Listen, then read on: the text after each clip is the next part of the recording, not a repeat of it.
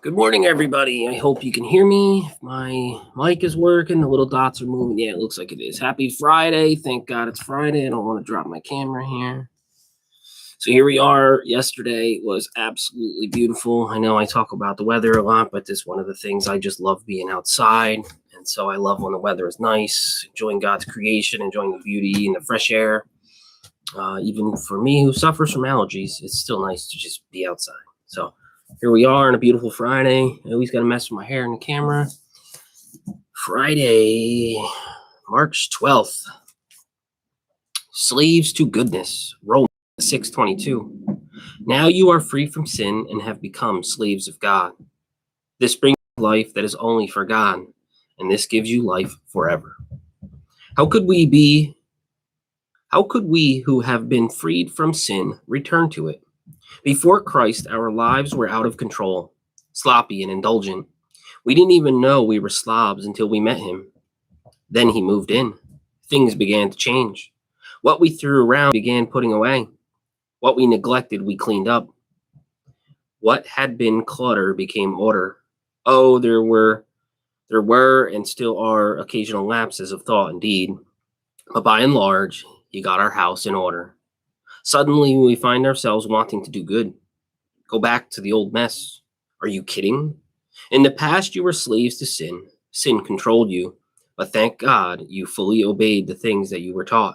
You were made free from sin, and now you are slaves to goodness. Romans 6:17-18.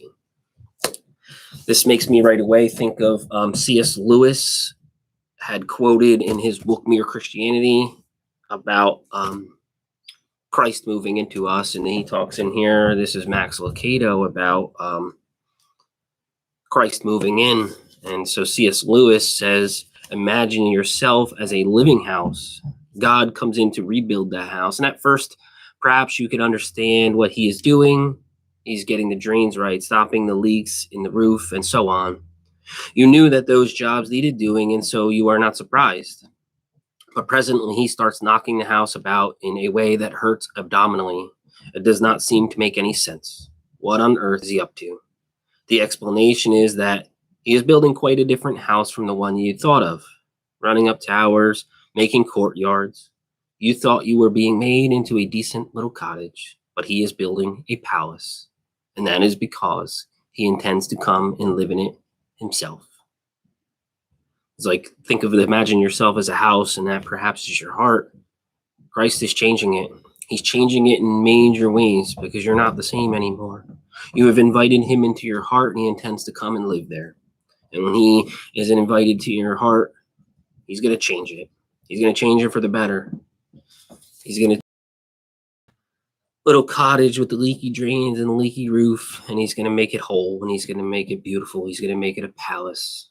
Perhaps maybe we might like the little cottage, the humble cottage, but he's going to make it something beautiful. And that is because he intends to live there himself.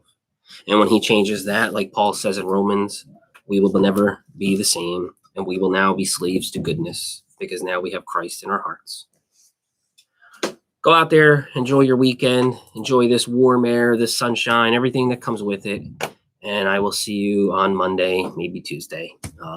Have a great day.